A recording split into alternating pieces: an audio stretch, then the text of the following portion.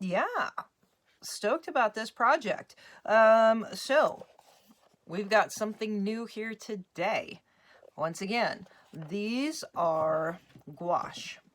Gouache. These are the Arteza gouache colors. I have not used gouache a lot.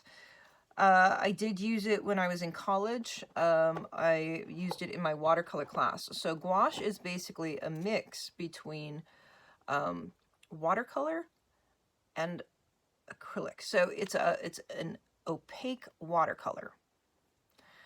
But you can thin it down like you can watercolor. So you can basically watercolor with it. Well, maybe we should just get down to the table and check it out. Again, if you have any interest in any of their Arteza products, I am affiliated with them. And if you use the links that are down in the comments, Arteza will give me a small commission for, if you use that link to go to the Arteza website and you purchase from that link, they will give me a commission for it. And I would greatly, greatly appreciate it. It definitely goes back to buying more supplies. So, okay, I haven't played with gouache for a while, and, you know, I'm trying not to make things, right? I'm trying to leave myself be open and free with this, which is really challenging because I could be making a landscape every single one of these products. It's just kind of the nature of what I do. So it's hard to stay abstract with this. Maybe I'll change that. But I'm supposed to be doing this in 5 minutes, 5 to 10 minutes. You know, that's kind of my goal, is to push myself to make some faster art. So, or bases. We're making bases for art. Okay, guys, let's get it down to the table. We'll chat soon. Bye.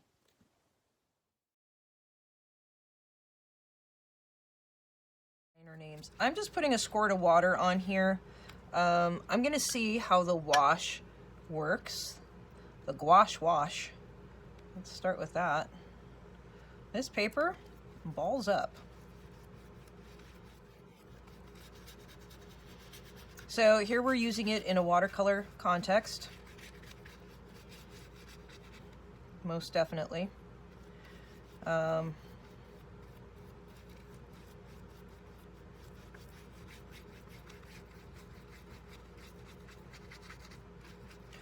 We use more of the soft bristled brushes with watercolors. A synthetic brush works just as good as a natural hair for the most part, unless you're doing, you know, professional quality paintings. Natural hair brushes are very nice, like a beautiful sable brush, but a really good watercolor brush will run you $20 a brush. These are still really nice. What we do is, you know, we're checking to see how well that brush stays together. And this one doesn't stay together very well anymore. It's been used for other things.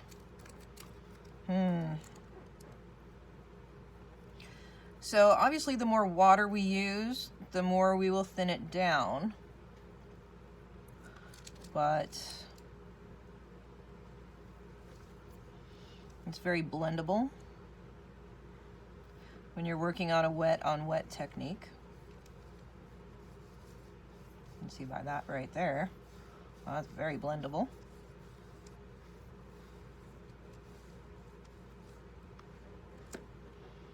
What do I want to make? Do I want to make something, or do I want to just kind of keep going with what I've been doing? This color is too much water. Way too much water for gouache. Now you see how that color is not see-through. That right there is your difference between gouache and watercolor.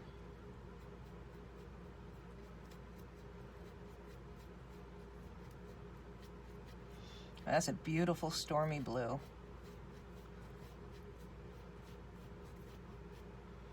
We're going to add in some of that periwinkle. I'm going to change brushes. That's a chisel point. This is a round.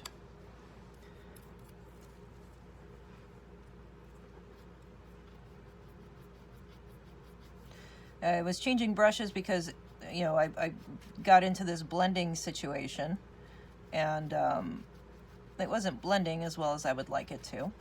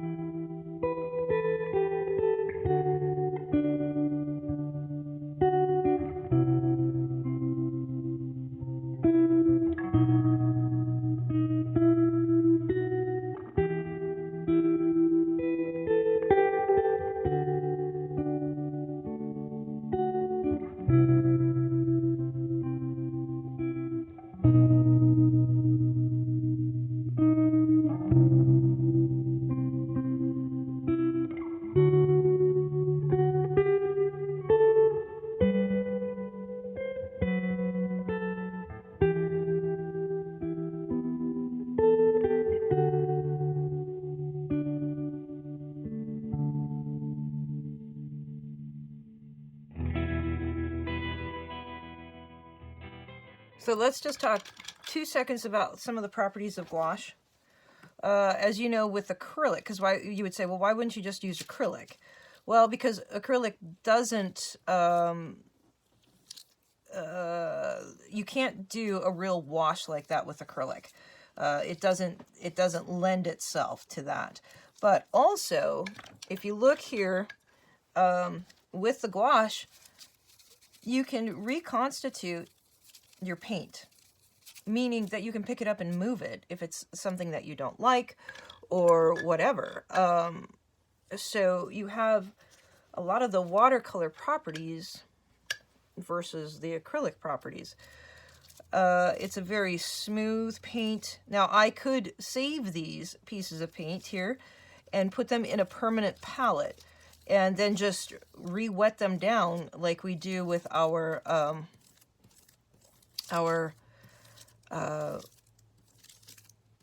watercolors, you know, our pan watercolors, our, they're all kind of, watercolor is meant to be able to be reconstituted, which means reused, re-wetted, all of those types of things. So here I just put some green water on top of that red. That's going to make mud. We don't want to make mud. I'm just trying to see if I can make a deli sheet out of this, because why not? It's always a good thing to have a deli sheet around. Right? Right? Heck yeah.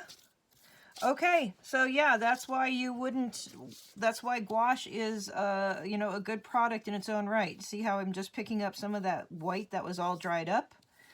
You can, you know, reuse this paint once it dries. You could leave it sitting for a year and you could still reuse it, I think.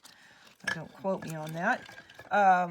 It has really nice blendability, but really nice opaqueness at the same time. It's a cool product. I hope you check it out. Okay, chat soon. Bye.